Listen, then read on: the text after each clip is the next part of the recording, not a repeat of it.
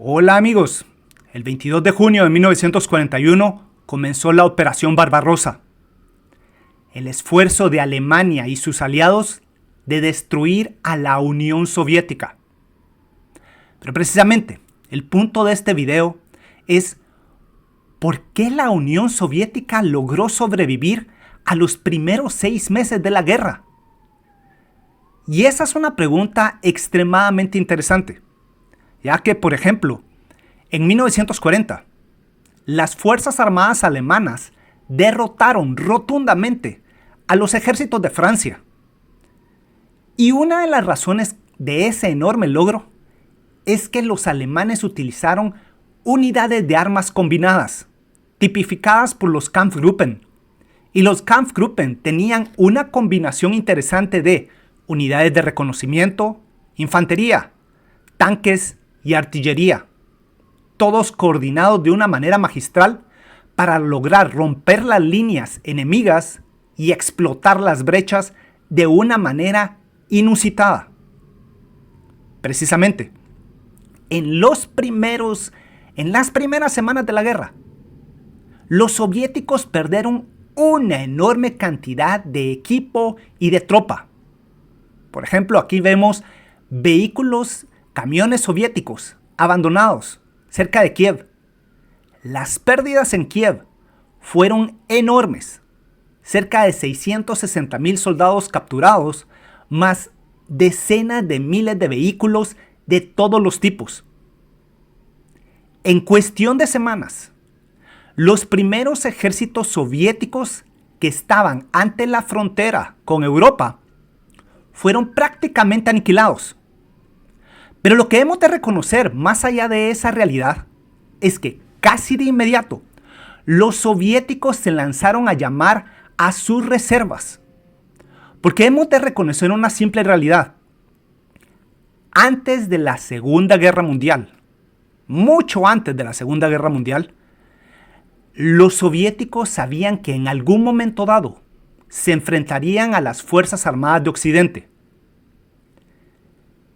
Básicamente, desde el momento que la Unión Soviética nació, sus fábricas comenzaron a producir armamento.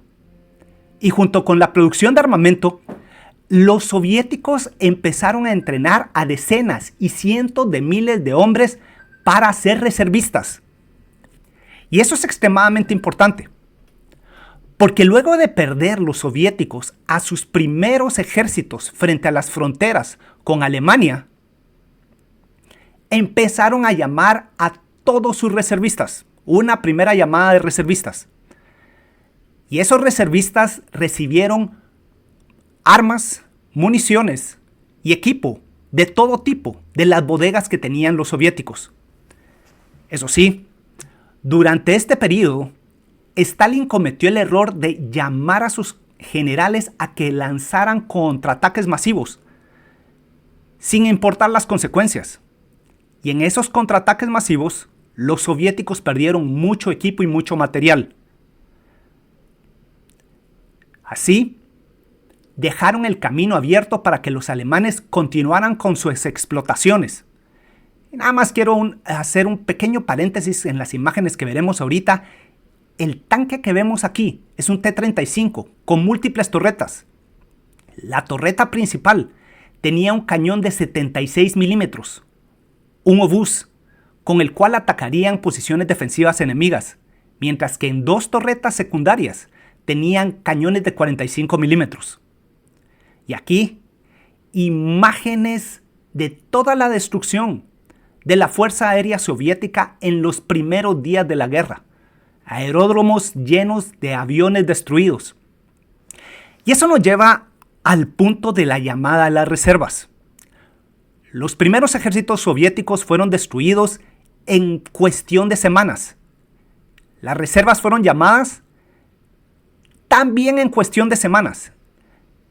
Y pese a que intentaron detener la avalancha alemana, la primera ola de reservas también fue derrotada.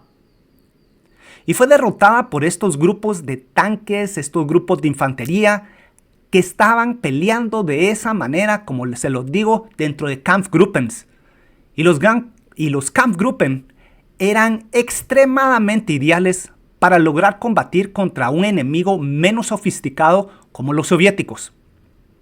Sin embargo, fuera de esa realidad, los alemanes, cada vez que avanzaban, perdían algo más de tropa y algo más de material. Y es en esta situación, mientras que lograban avanzar poco a poco, entonces comenzaron las lluvias de octubre, de septiembre y octubre. La famosa Rasputista, que tornó a los caminos rusos en verdaderos lodazales. Y el periodo de descanso que le dio a los soviéticos fue utilizado para llamar a una segunda ola de reservas. Una segunda ola de reservas que, nuevamente, recibió equipo, recibió material y se lanzó a preparar posiciones defensivas para esperar la nueva ola de ataques alemanes. Este momento, este lodazal, ayudó a los soviéticos a tener un descanso y les ayudó a llamar a sus reservistas para que volvieran a pelear contra los alemanes. Sin lugar a dudas, este fue un momento providencial para los soviéticos, el lograr tener este pequeño respiro gracias a las lluvias.